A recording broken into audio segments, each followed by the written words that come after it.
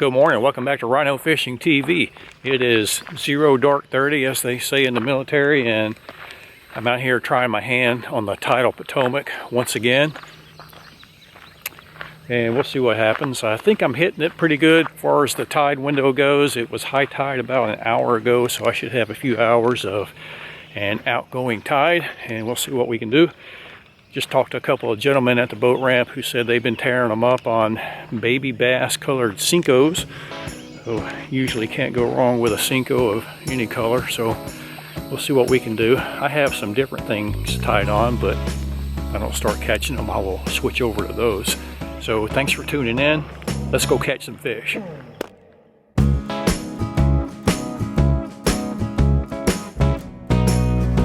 All right, away we go.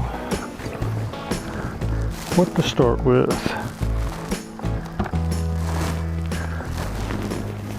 I got a big old monster grape worm tied on. I think I'm gonna start with that. You can definitely tell the tide is in. Water's up. Get my gloves on. All right, I'm coming up on an area where I have lost, I think, 3 good fish on my last couple of trips out here. I'm gonna see if they want a big grape worm this morning. And then when I get back out here in this creek, I'm gonna probably throw a buzz toad around a little bit, see if anything wants it. Oh, I see a lot of fish jumping. I got a Tokyo rig tied on with a little bio-spawn bile bug. And then I'm gonna go to the top water for a while. Oh boy, there's something over there. And I'm heading that way. Oh, it's a beaver. I'm thinking I need a popper on this thing. Do I have one? I do. Got a Guggen Baits blooper in here. Ooh, man. There was a big old fish. It just, there he is. Let's see what it is. Oh, we got off. Dang it. How did he get off of those troubles? All right, 1 hour. No fish catches. What do you want, guys? Or is the timing just not right yet?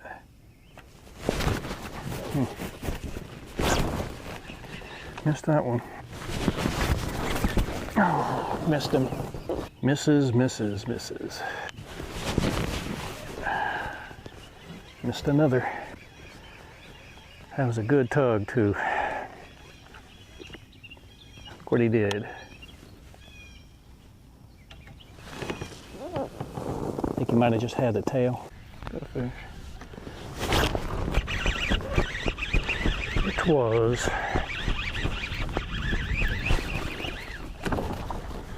not a very large one.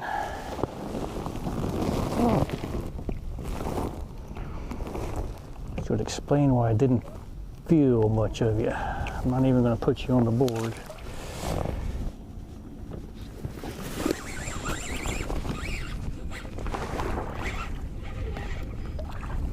That's a nice one.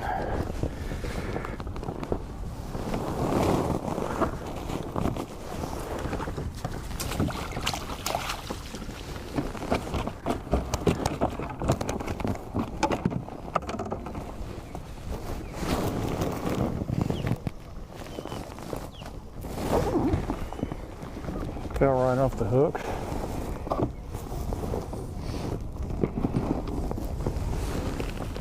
I'm still running back there. 14 and a half.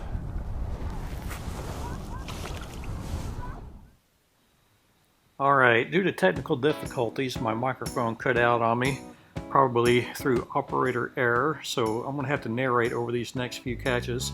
And this one here is a big snakehead. And I also caught it on the weightless Cinco, and boy, he hit it hard. And I was pretty sure it was a snakehead as soon as I got the hook in him from the way he was swimming. And you might be able to tell that the water is pretty shallow there. So he even kind of came up toward the surface of the water and flashed a little bit. So I knew what I was getting into and got the net ready there. I don't know if you can see the guys in the boat up in the upper left-hand corner, but they were getting quite a show there. So anyway, I got this thing in the boat, and he was a monster. Ended up weighing about 6 pounds, I think. And boy, they are slimy too. If you've never caught one, they are really, really hard fighters. And they have really caught on in this area as a targeted game fish.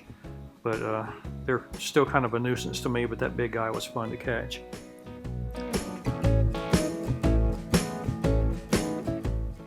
And this fish here, there's my weird hook set, was about a 15-inch bass. Again, it comes on the weightless Senko.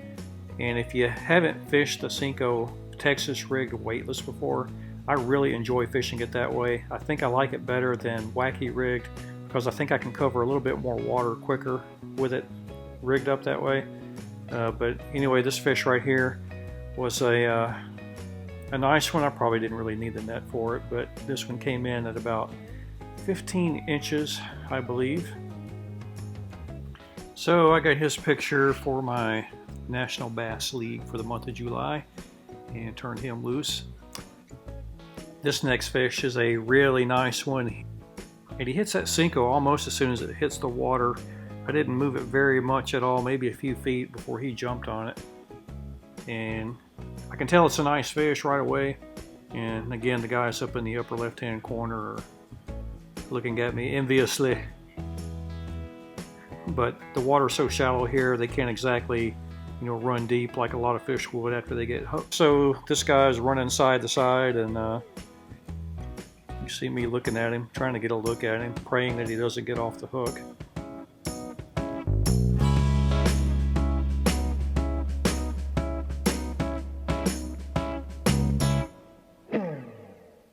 So I finally get him over there into the net and into the boat. There's a better look at him. I'll hold him up closer to the camera here in just a second, but I got to get its picture.